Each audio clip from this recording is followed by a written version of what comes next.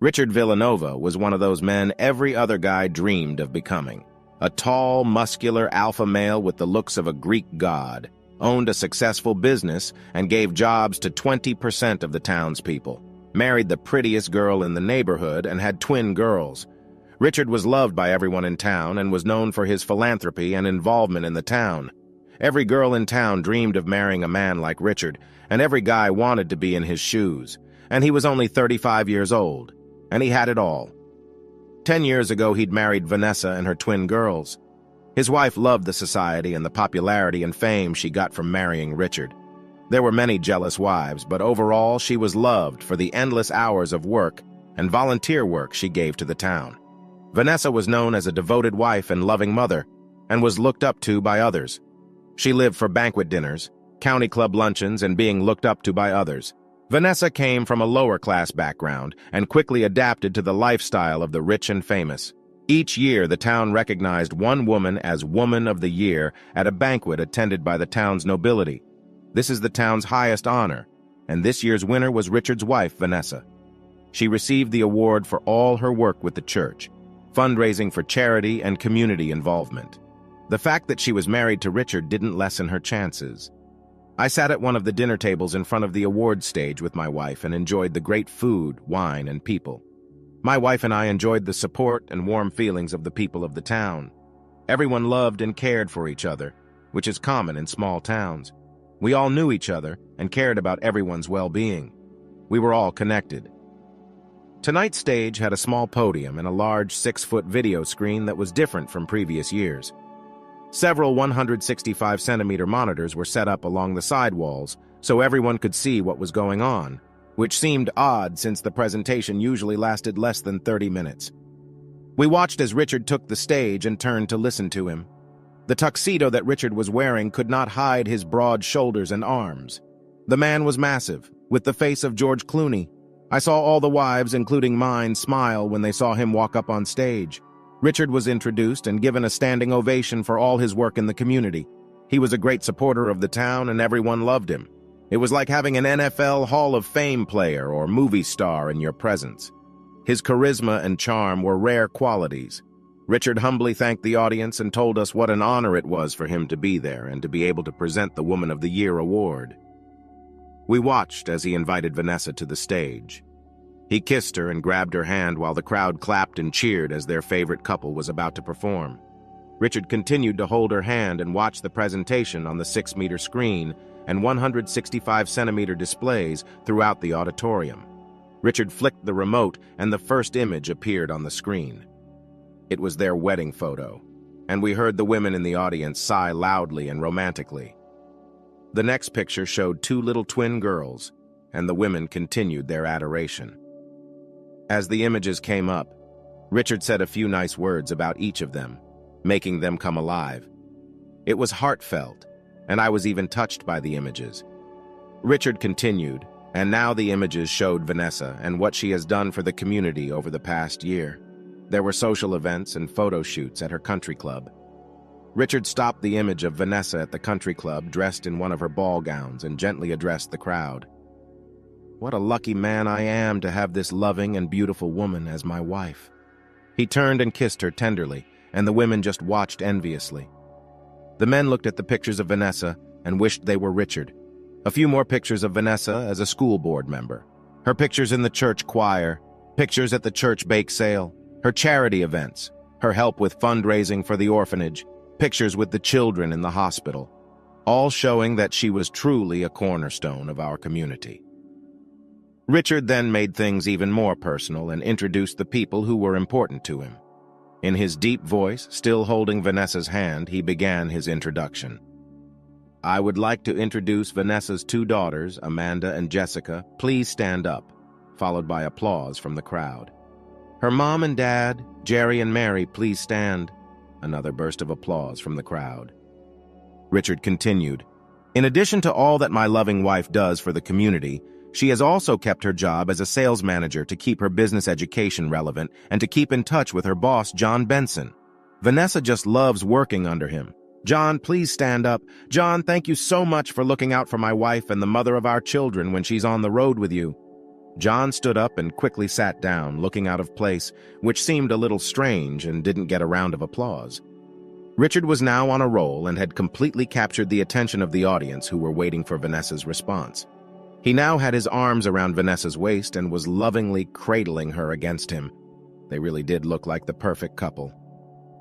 He kissed her again and began, "I'm sure you all know that I love this community, and I have been a great supporter of our charities and will continue to do so. My business has blessed me with a huge fortune, and I love sharing it with our community and doing worthy causes. I have lived my life with a belief in integrity and trust, which I try to teach my girls. I bring this up because, my friends, there have been many scammers among us, and I cannot hide or lie about what I have discovered over the past year." Richard clicked the remote control and the video started. I noticed that he was now hugging Vanessa tighter than before, and the reason for this soon became clear. Holding the microphone, he turns to his wife and sees two people at dinner on the video. "Here you see my beautiful wife at a romantic dinner at an expensive restaurant. You can see how my beautiful wife likes to give her love, but unfortunately she doesn't give that love to me." Suddenly the camera zooms in on the couple kissing a long, loving kiss as they sat together.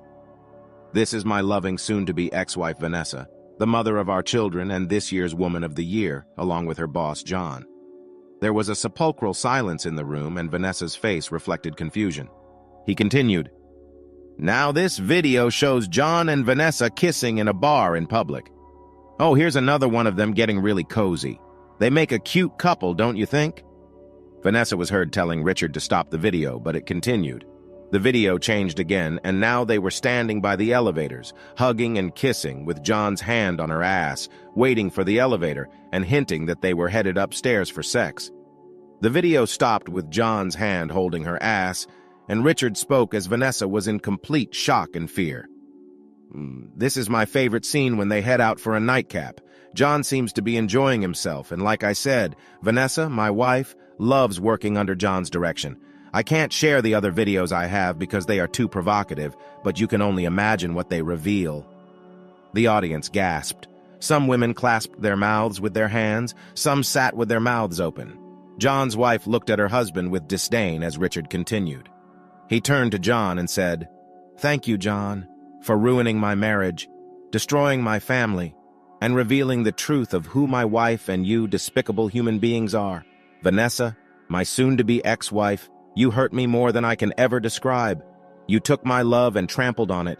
You lied and disrespected me and your children, and that is unforgivable. You lied to our community, your children, the church, and me." Vanessa was now crying and trying to break free, but Richard wouldn't stand for it. He wanted her to face the community that loved her and face them for who she was. "So, ladies and gentlemen, I'd like to introduce your Woman of the Year, Vanessa." As he spoke, more and more videos of John and Vanessa appeared on all the screens around the room, showing in high definition the loving couple cheating on their spouses and their community.